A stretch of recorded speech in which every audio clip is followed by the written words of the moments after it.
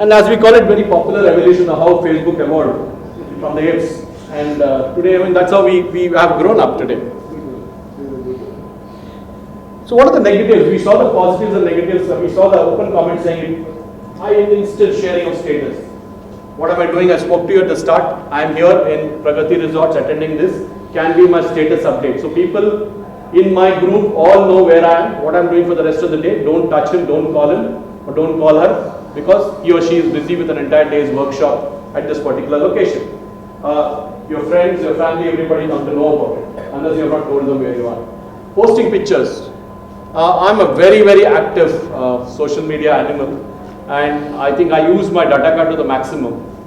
And wherever I am, whenever I travel, recently I did a 5-day tour in Rajasthan with my wife, and I was posting from everywhere. I found it very difficult to get signals along the Udaipur-Jodhpur road because there are a lot of mountains in between and you hardly get any signals. But I was desperate because for every picture I was posting, I was getting comments from people saying, how do I travel to this place? And when I came back from the Rajasthan trip, I had almost 40 to 50 people asking me, which travel agent did you book the tickets through? I didn't book through any travel agent, but I was able to give a lot of advice to people on how to travel there. For example, the cleanest roads I've seen, the cleanest restrooms I've seen. I could give a lot of comments on what I did. The best chair car that I've seen in India, I saw it on the Udaipur-Jodhpur trains, but maybe there's a reason for it. So all that I was able to post. How do you do that in a corporate organization? It's a different ballgame altogether. You can't go and post your Rajasthan pictures in your NTPC site. That somebody will kick you out. Okay. So there has to be a certain communication that is driven at a personal and at an official level. Writing about an issue, and as I told you earlier about the fact that the blogs were getting negated. This is one of the reasons why blogs are getting negated. I write my political views, I write my personal views, I write of people, unknown people, whose pictures I take. Quite often people ask me, how do you take pictures when you're driving? I said, no, I've got a device that my camera is put right up there, and I only take a picture when I'm at a traffic signal. I don't take it otherwise. It's an offense under law, so I don't do it. But the moment I do that, I immediately write about that issue.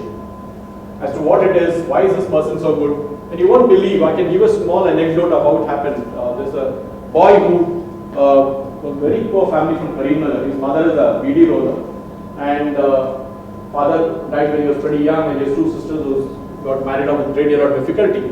And this boy was brilliant academically, and he was sponsored by a foundation called Manu Foundation, which is run by a professor from IIM Ahmedabad, Professor Matthew Munipalli, and he lost his son in an accident. And with the money that he got from the insurance and also from other sources, he set up a foundation which funds all this. And this student was one of the 16 students that year, was funded by the Manu Foundation. After he finished his graduation, he worked with HCL Technologies in Hyderabad for a while, and then after that he wrote a All India Entrance Exam, GATE and all that, and he got into IIT Chennai. And he called me and said, sir, I got IIT Chennai. I said, he said, computer applications, and he was very happy about it. Rarely, there were 14 seats there. But he got it.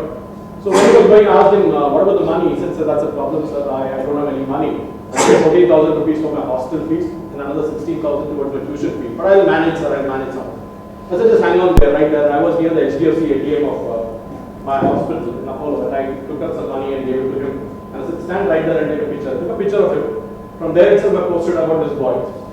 And you won't believe, with his IFSC code and his bank account number and all those details, within 27 minutes, this boy got something like 48,000 in his account. Nobody asked who he is. The story was so genuine. Okay, it was so good. That is how social media can be used for a good cause. But many people don't realize that. They just put some nonsense up there and thinking that is what social media is all about. And I've done hundreds of such helping hands across. I mean, a lot of people have contributed to it. All of you can do it. But the question is, how do you actually not put up something like forward and absolute nonsense on the site? That is what social media's greatest worry today is.